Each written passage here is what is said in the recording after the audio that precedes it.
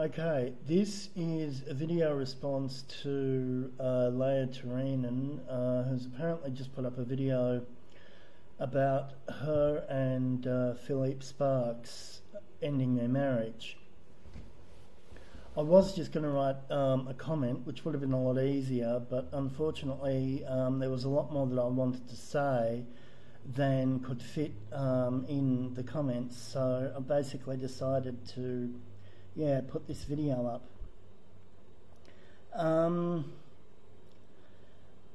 I guess there are, as I said, there are a couple of things I want to say here. The first thing is I want to talk about actually something of a developmental journey that I went on.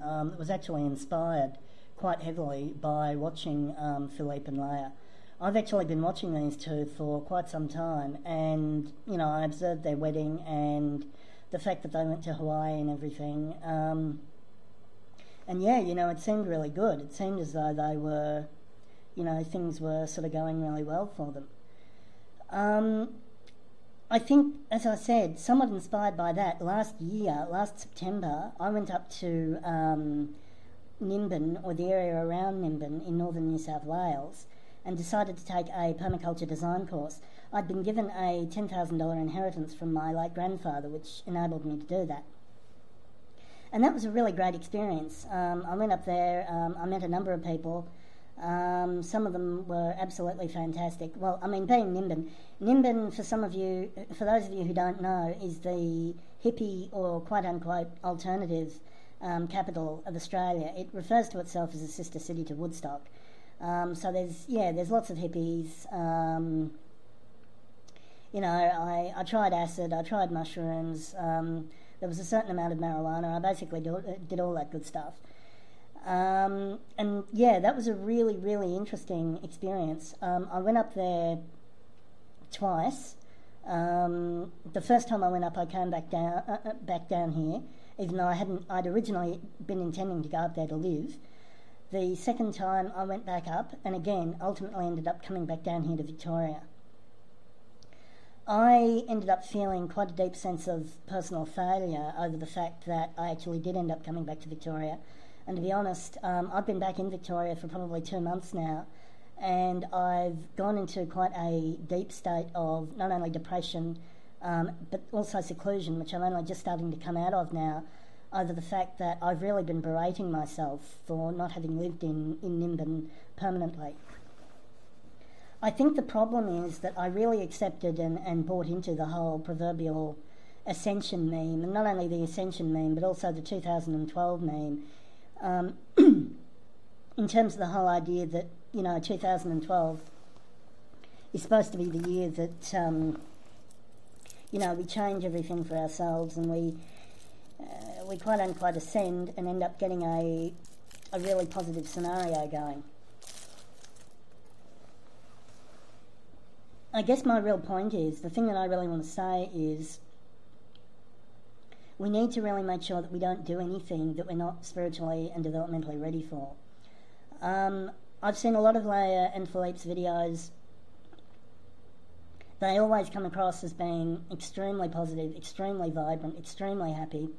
But like Leija said, there's a lot of stuff that would go on off camera that we, the viewing audience, don't get to see. And I think this is a big problem with the New Age movement in general. People, and I don't want to sound too much as though I'm accusing Leija and Phillipe specifically of dishonesty here, because I know Leija did say that all the photos and everything were all real and were all authentic, and I believe that. But I've noticed that there is a big problem within the New Age or Indigo community of people basically trying to pull above their own quote-unquote psycho-spiritual weight and trying to make out that they're more evolved and more developed and more spiritually mature than they actually are. To give you another example, starting in probably 2005, I spent about the next 6 years, ultimately unsuccessfully, attempting to become vegetarian. I'm fairly certain that I've done some damage to my digestive system and metabolism in the process, in the sense that I literally cannot, at this point, lose weight beyond a certain level, unless I stick to a particular diet absolutely slavishly to the point of eating pretty much the same thing virtually all the time. I'm not vegetarian anymore, I'm not trying to be, but I do still have to, I am still eating a diet now that's fairly heavily fruit and vegetable based, but I've just noticed that my digestive system really can't handle heavy protein anymore, which is a problem because given the metabolic profile that I have, I actually need it. And before I became vegetarian, I've never been thin, but before I became vegetarian, my weight really wasn't that much of a problem. Or tried to become vegetarian, my weight really wasn't that much of a problem for me.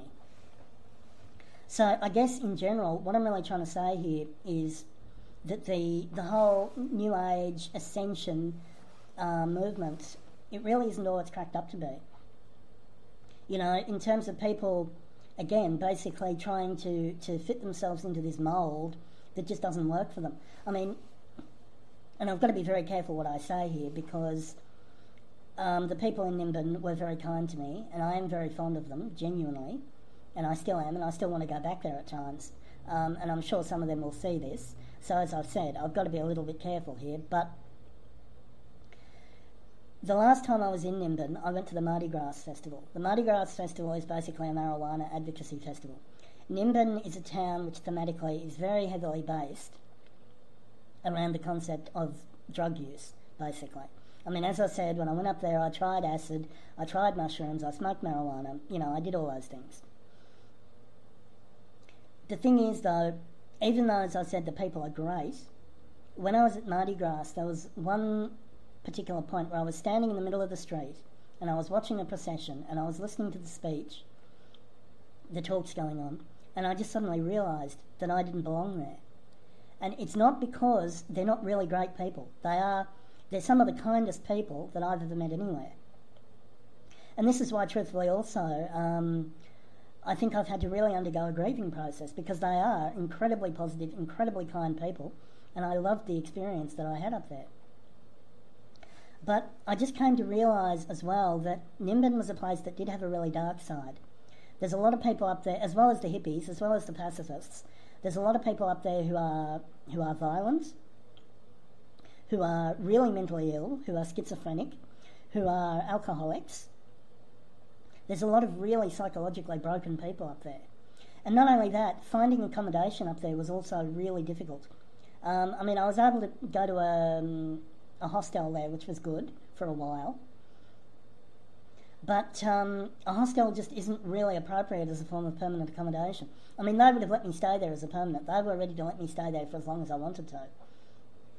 And like I said, I definitely want to go back and I really want to visit them because I really did love all of the people, that I encountered there. And look, if any of you see this, please know I do love you. You're some of the greatest people I've ever known. Nimbin is always going to be a part of me, and I am definitely going to want to come back from time to time. But I just realised it wasn't a place where I could live, right? It's a place that I can visit, and it's a place that I can feel more nurtured and more loved in a lot of ways than and more supported in a lot of ways than I really can anywhere else on earth that I know about. It's a really, really great place, but again, at the same time, I just can't live there. And so maybe that's the same with Leija and Phillipe's relationship. And maybe also it's the same for a lot of the people in the indigo, starseed, whole New Age type movement. There's a lot of good stuff there, right? And I'm not saying for one moment that there isn't a lot of good stuff there. There is. But